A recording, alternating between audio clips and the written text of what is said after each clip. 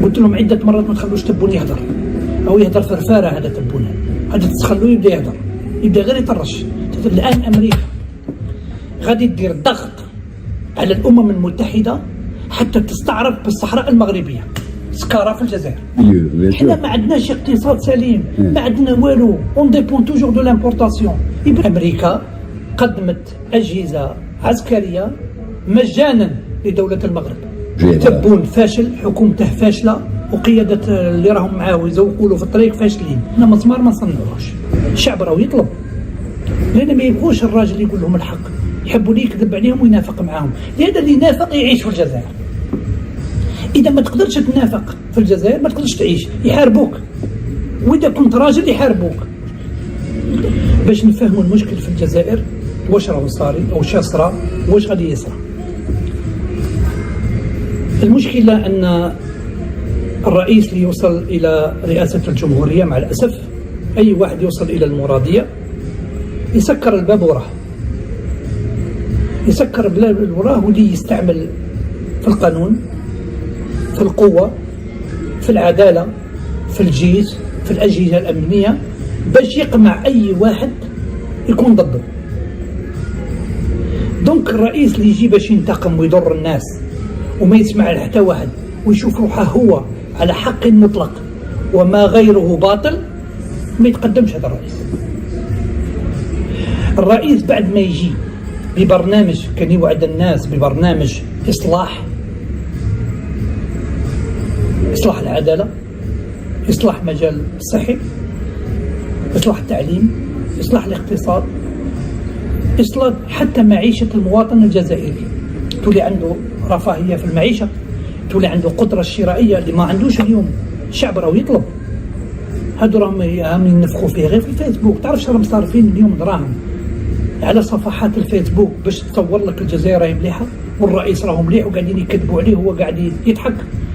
لأن ما يبغوش الراجل يقول لهم الحق، يحبوا لي يكذب عليهم وينافق معاهم. لهذا اللي ينافق يعيش في الجزائر. إذا ما تقدرش تنافق في الجزائر ما تقدرش تعيش، يحاربوك.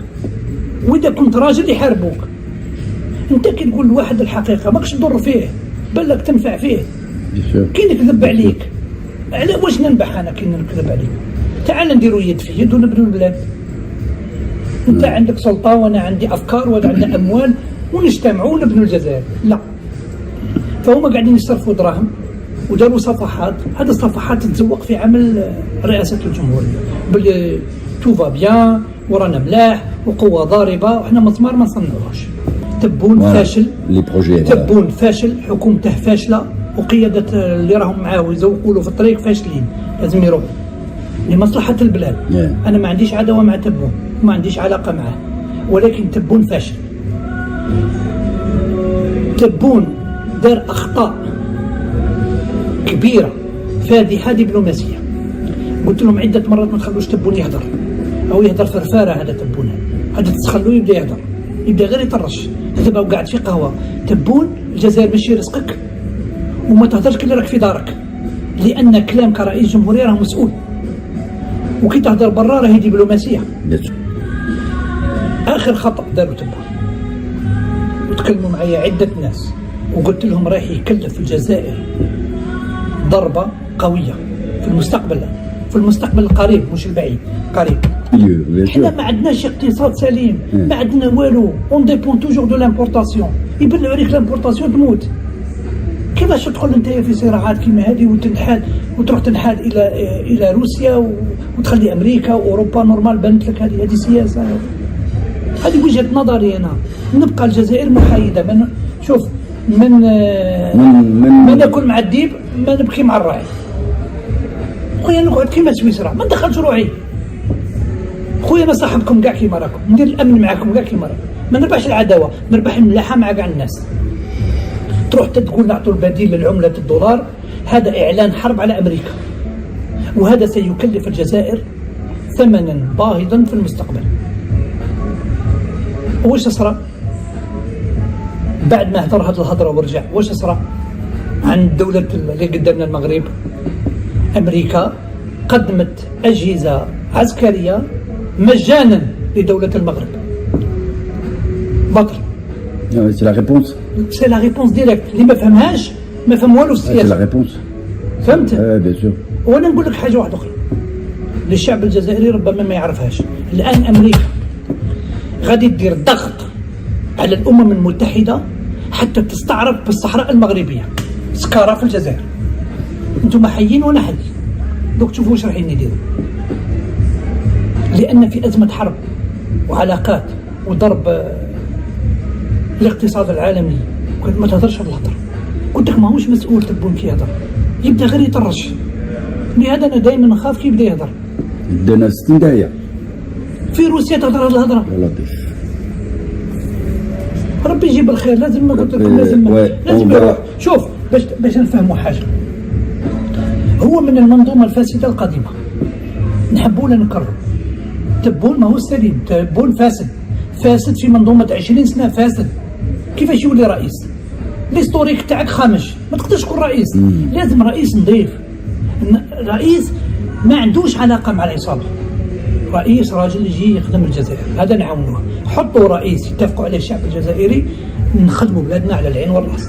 2024 ان شاء الله. ان شاء الله يا ربي. اما هذا من المنظومه الفاسده القديمه، كي ولا رئيس ولا صحابي ما يختارش يولي فاسد، يقعد فاسد. انا ما يجيش يلعبوا هذه. انا قلت لكم هذه اللفعه بدلت جلدها فقط. نفس المنظومه الفاسده جينا وهم هادو وخروهم، جابوا ناس واحد اخرين خدموا نفسهم وراهم يخدموا في المسار تاعهم. ما تبدلت حتى حاجه. لا جزائر جديده هذا خليه عبد الله بن القيم راه في الرئاسه. ما يتسرعوش في الاحكام تاعهم، ما يتسرعوش في القرارات تاعهم، يوزنوا كلامهم قبل ما يهضروا. لان انت كي تتكلم العالم كاع يشوف. احرز روحك واش تتكلم. واش تقول لي؟ مانيش نتكلم مع جماعه شباب في الشارع نوري لهم انا بلي قويين. هذا الدبلوماسيه. راهم يخطوا لك ويضربوك اقتصاديا ويضربوك ويضربوك ما تقدر لهمش. وانت تهضر على الدولار يا تبون، هما يعرفش باللي النفط تاعهم مبيوع كاع بالدولار.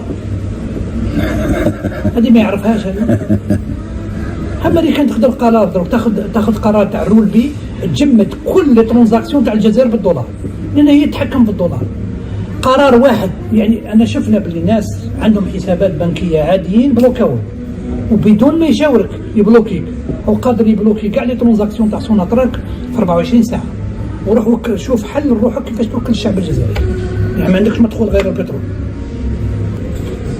فهذا الرئيس اللي يوصل ويسكر الباب وراه، بعد ما يجيب كل البرنامج هذا يكون يعني وعد به الشعب الجزائري باللي يصلح ويسقد المعيشه والاقتصاد وكذا، يدوروا به هذا البطانه الفاسده انا مسميهم، ويزوقوا له صورته باللي راك مليح ونشاطك راه مليح ورئاستك راهي مليحه وكل شيء مليح في الفيسبوك وكلش واهمين. الشعب مبسوط والشعب راه مليح.